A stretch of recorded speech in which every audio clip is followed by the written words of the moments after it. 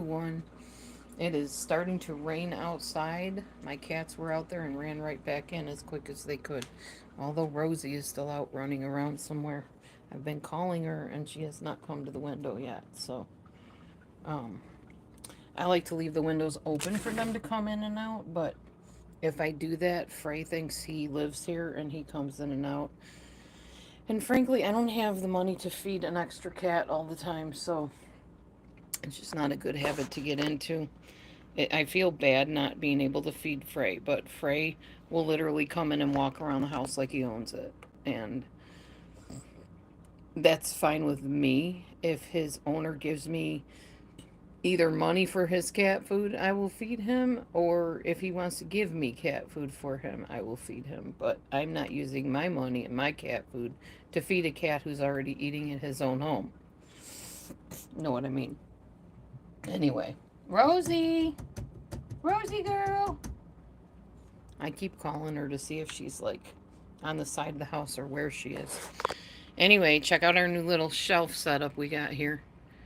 Much nicer than that other one, which is, I think, coming out of here eventually. But I got all my little Kirby's lined up there, and my gnome, and the little piggy ball across my piano. Yeah, we're changing things around again. You know how we are. It took us a long time this time before we changed it, but here's our couch that we moved from our bedroom into here, and the other couch went outside for the cats to climb on until we decide what we're doing with it. Welcome, four people. Yeah, litter box is over there, so it's not like right in our smelling area. Here is your reminder.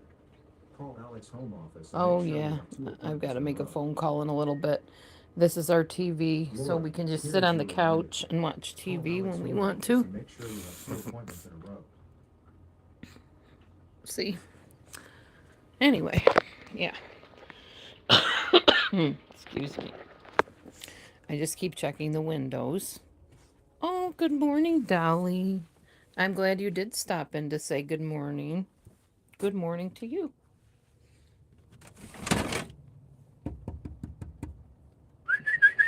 Rosie! Rosie girl! I don't think it kept raining. I think it just started drizzling. But my cats ran in because they don't like their fur wet, I'm sure. Rosie apparently doesn't mind. She probably found some place to hide. There's plenty of places out there. My ex husband is leaving the shed. He's not going to be renting from me anymore, which is fine. I'm not thrilled about not having the extra money, but it's not that much that I'm going to miss it. So I am thrilled about having my shed back because I'm going to minimalize my house, and I can't wait for that to happen. Here's Bobo. He's doing better, guys. Hey, Bo. How you doing, buddy boy? Everybody was concerned about you, Bowie, when you got your head torn open. Yeah, he's doing so much better. You kicked yourself out? Oh, I'm sorry. Yeah, but this is Bowie, and he is a happy boy, aren't you, Bobo? Yeah, his furs on the side are still kind of not grown back out all the way. He's like, Mom, leave me alone. Let me smell your hand. You can kind of see where the boo boo is. But he's doing okay, aren't you, Bowie? He says, Let me bite you on camera, please. Let me show them how rough and tough I am. Ow, can you get your claws out of my wrist? That hurts. You so pretty, guy. You're such a vicious little monster when you want to be, though, huh?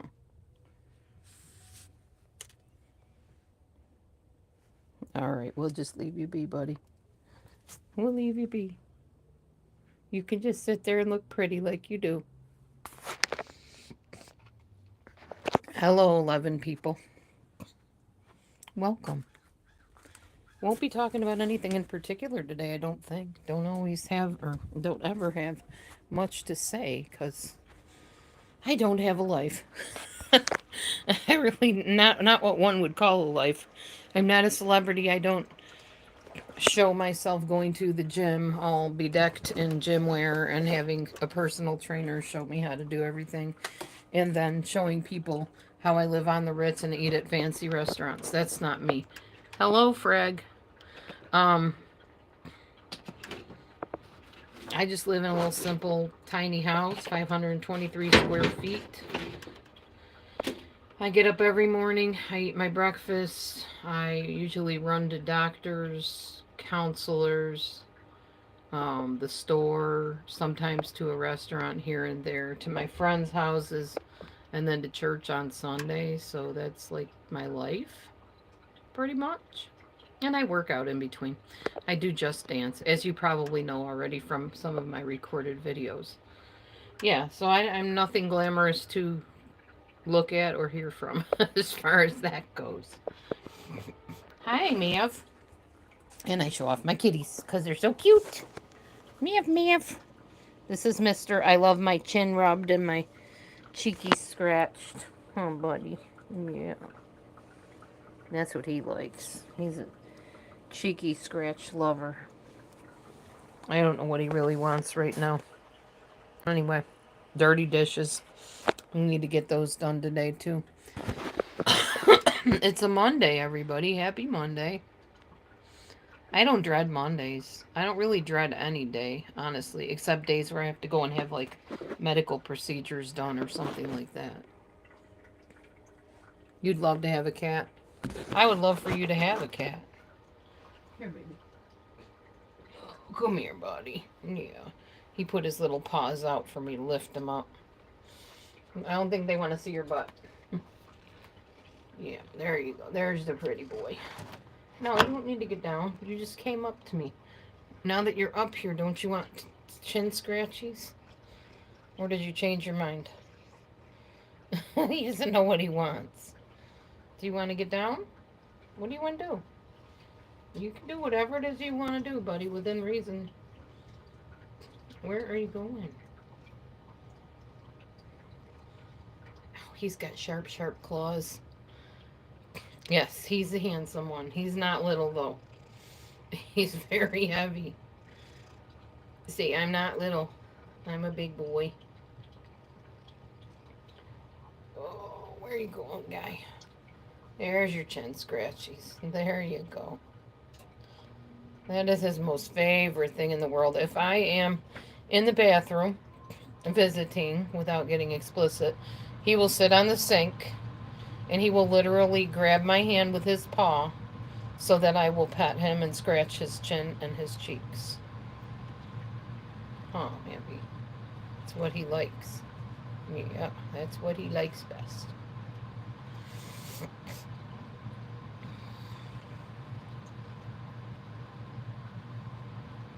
Aw, we lost 6 people, Mavi. 6 people left the room. Oh, because I'm not interesting. And that's okay. I leave rooms that are not interesting, too. Doesn't bother me any. I wasn't going to come on because I never have anything to talk about that's really, earth-shattering. I might bring up, like, some current events or news stuff or something like that, but, yeah. Like I said, my life is fairly mundane. Did you guys watch the Jodie Hildebrand, Ruby Franke movie, the recent one? The documentary? If you didn't, and you've been following that particular case of true crime, you might want to watch that one. It was very well done. I did see the first one that got put out. I think it was the first one. And it was okay. It gave you the information, but this one explores more like with the people that knew them, that lived on the street, people that were kind of close to them. And I'm not talking about her sisters. They weren't even in the movie at all, in the documentary. These were like friends, neighbors. Some of them were people that went through Jodie Hildebrand's counseling sessions for their marriage and stuff. Yeah, it was interesting. I mean, it wasn't super new information, but it was good to hear the perspective of the other people. I'll try to post that in my comments, Dolly, when I'm done here. I don't remember what the name is exactly. I would have to look it up. And then another really good series I was watching, which I didn't watch all of them because I already know about NXIVM. How I Escaped My Cult is the name of the other thing I highly recommend if you are not only into true crime, but studying like alternative religious abuse type places, that sort of thing. It goes over different cults and talks to the person and people who were part of it and how they got out of it, why they got out of it, and some of the things that went on within it and the mindsets. I mean, that's the important thing, is we have to realize that people that are caught up in cults have a mindset. Either they came in with a mindset, or once they're there, it's established in them. And the mindset is usually, people out there are dangerous. We are your family. We love you. We're going to take care of you. We're going to make sure you go to heaven and all that stuff. So, yeah, it's a very, very good series.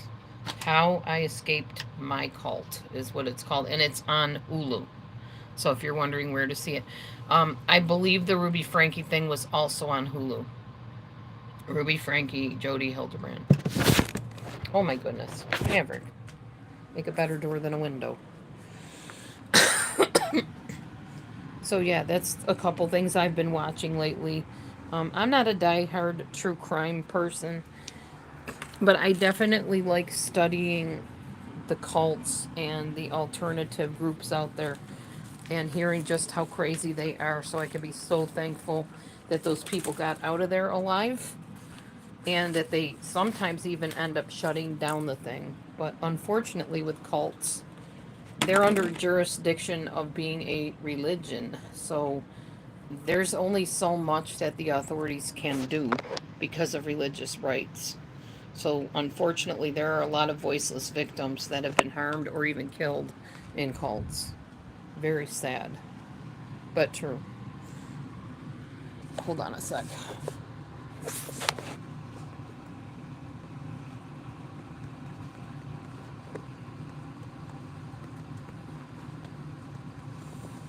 Had to let my friend know I was live on YouTube. I'll talk in a bit.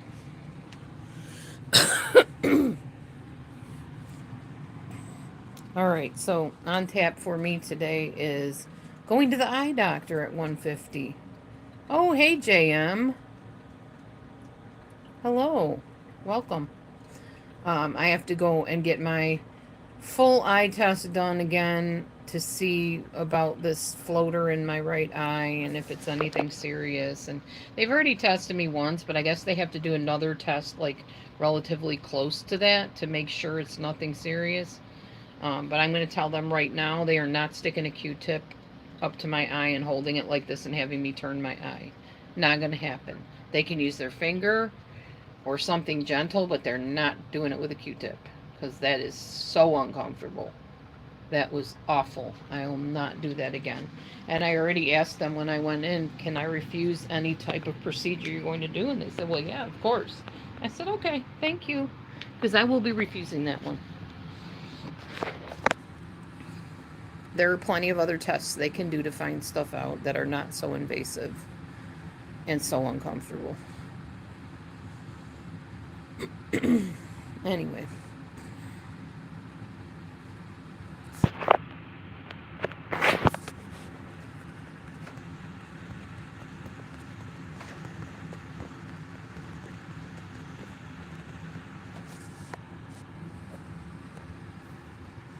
All right. Anyway, so that is what is on tap for my day today. And then we have some counseling appointments coming up. Several of them. Actually, we have counseling Tuesday, Wednesday, Thursday. So that's for all of you wonderful people years ago, maybe not that many years ago, maybe a few years ago, who said, Dee Dee, you need counseling. I've been going to a counselor. I've been going to several counselors, actually. So I'm good. I'm covered. I don't think I need any more counselors. I think I covered my bases. We're good. So yeah, my ex fixed my vacuum for me yesterday. He said there's a big clump of cat hair in the hose. He said, next time just run a hose down it. There's a big clump of cat hair in there. Not surprising, with 6 cats. I would imagine there would be at least one clump of cat hair. So, next time I will run the hose down it. Why does it feel so cold in here? Oh, because I have the window open. That will do it. That's because I want Rosie to come in, but I don't think she's going to. She likes the cold, and she apparently likes rain. I guess. I don't know. Or likes to just be outside where she can hide from the rain. Yeah, she's definitely a free spirit and loves to be outdoors. That is a very favorite thing of hers. I'm going to turn this heat up. Too cold in here. Okay. Yes, counseling will help. It helps to have somebody to talk to when you're going through that. It helps to have like somebody outside the situation who can help you look at things objectively and explore your feelings with you. Definitely does. But for me, because I'm trained in psychology, I was telling my husband this the other day, it's more like a peer relationship, like talking to a friend for me, because I could technically do their job. I'm trained in that. So it's a little bit different for me. It's not really like an instructional thing. Like people that aren't trained in psychology, it's like somebody trying to kind of fix them and, well, have you considered this? Have you considered that? Whatever. She already knows what I've considered. She just lets me talk. She kind of acts like a sounding board. She'll ask a few questions here and there, but it's more like I'm actually older than she is, so, and trained in a very similar way. In fact, I have higher degrees than she has. I just didn't do the in clinic practice because I could never, college didn't offer it, and I haven't been able to find anybody that will let me apprentice with them. So it's just a different situation. It's odd sometimes to be, more knowledgeable than someone on some things and then have them, listening to you talk about stuff. But it's okay. I get along super well with my counselor. She's super nice. And she's the same counselor Matthew and I have for marriage counseling. So it works out. Anyway, what else do I got to tell you? I'm highly considering going on metformin in a few weeks if I do not get my weight under 180. I am at 181.7 now, and I've kind of fluctuated from 180, 184, 186, 187, 184, back and forth in the lower 180s. So that's kind of how my weight loss goes. I kind of lose it, and then I hover for a while within 5 pounds, up and down, up and down, up and down, and then it drops a little bit, then same thing, hover up and down, up and down. So I basically am hovering now in the low 180s. So when I see that, that tells me I got to tweak something, either move more or cut down on the portion sizes, which is what I opted to do. I already do Just Dance workout like 30 minutes, 5 days a week. And then I've thrown in some weight training, some dumbbells. So I feel like I've covered those bases too. So yeah, doing the best I can, and we'll see as time goes on. If I need a little bit of help, I will take the metformin and see how it goes. I'm very concerned about side effects because you guys know me. I have trouble with pills and medicines. And I really don't want to suffer. I don't want to have to, have stomach pains and headaches and whatever while I'm adjusting to a pill. And then the withdrawals of getting off of it. I'm not looking forward to that. So I'm really trying on my own to get my weight down, but we'll see how that all goes. Anyway, I got a ways to go yet. I do. My goal is 120, so, or even 115 if I can get down that low. Wish I had an iron. I could iron this ruffle. It's driving me crazy because it just sticks up all funny. And it's not even with the other one, and it's not laying flat like the other one does.